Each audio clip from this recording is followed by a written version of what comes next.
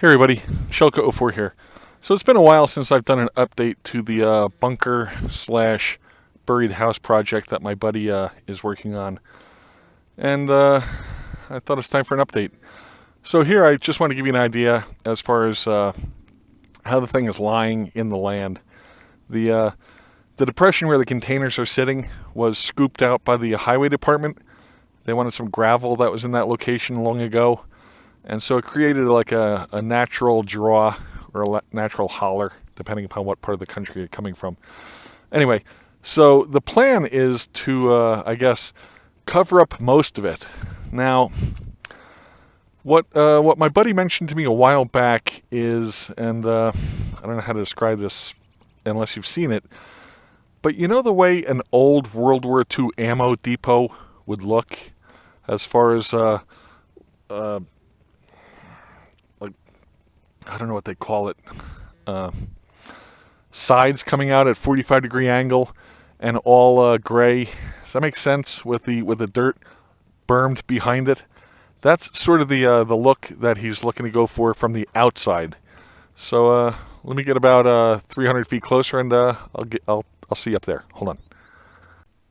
Okay, so here we are out at the front of the three containers. You can see that the seams have been sealed with spray foam. And from what I understand, there was some concern about the spray foam's ability to hold up below grade as far as deterioration and stuff. But let's look inside for a minute, then we'll go up top and talk about the bracing. So,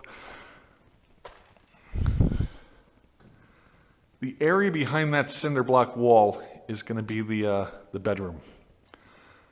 And in an effort to address some of the concerns about the roof structure, you can see that big I-beams going in, and that's welded in place, as well as these two columns. We're standing basically where the front door is going to be. This area is going to be the kitchen over in here. But we've got the two I-beams here. Built into the cinder block wall is another post that's welded top and bottom. And before welding that in place, he attached a come-along to that shackle up there and down here, and pulled the I guess the floor up, so the floor is parallel. What else can I tell you? Back there is going to be the bathroom. You can see there's what is that, a 2x6 beam up there, and then over here is going to be his daughter's bedroom. You got a 2x6 beam there, which is supported on both ends by I guess that's 2x3 tubing.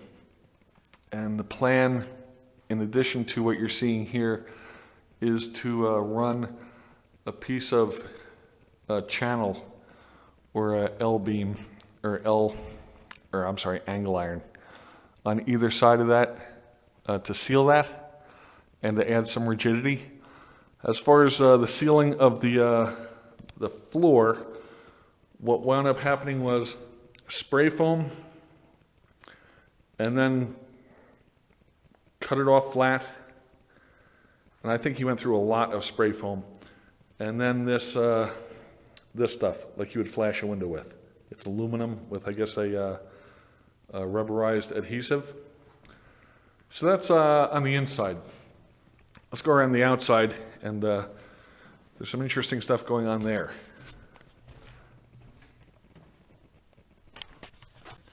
Outside here, the plan is to take the scrap steel that was cut from inside the containers and use that to build a retaining wall.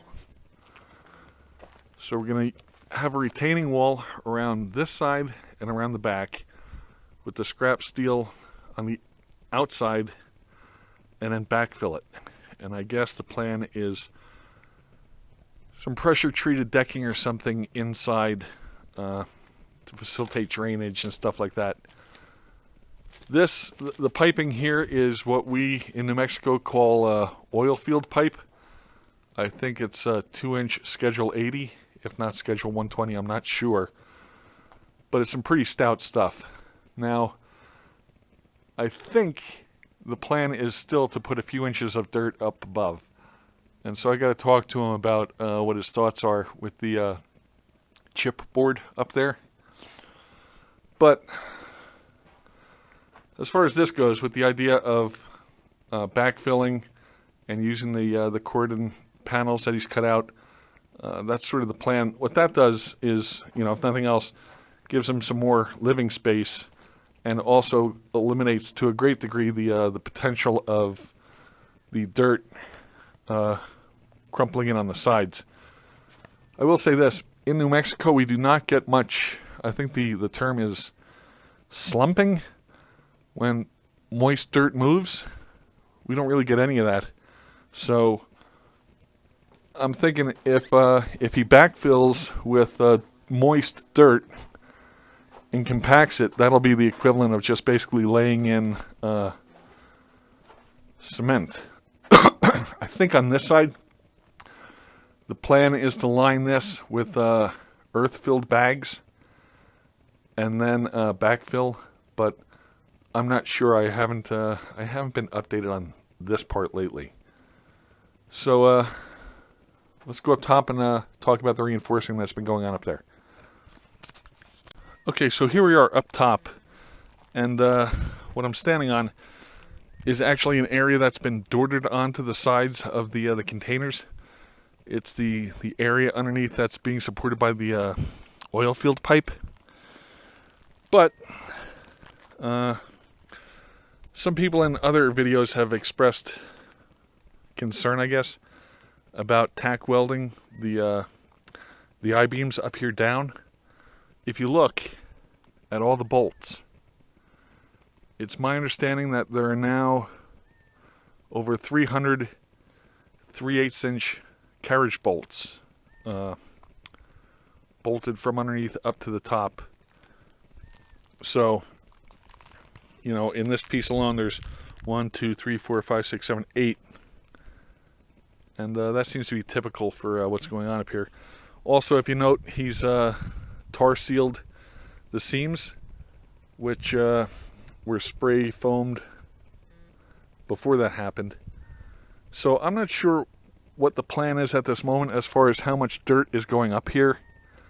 If it's just going to be a skim coat, which would seem more logical, but the potential for still 3 or 4 feet of dirt is an option. Now, as far as what he's doing with the chipboard, you can see he's got the 4x8 sheets down. Then they've painted it with tar. Then went over the top with something that looks like Tyvek. And then they went over the top of that with, I think it's just like pond liner, which, is fine. It's a big, thick piece of plastic. But I don't know enough about that wood to say it'll hold up or it won't hold up, or that moisture buildup will be an issue or what. Again, we live in the desert here where we get between 8 and maybe 10 inches of rain a year and have ultra low humidity. So I don't know if rot is going to be that much of an issue so much as the weight of the actual dirt. Anyway, this is the much awaited update. I think that's it for the bracing up top, and I would suspect at some point that it'll be time to start backfilling soon. But there you go. If you have any questions, feel free to leave them in the comments, and please subscribe. Talk to you later. Shelka04 out. Thanks. Bye.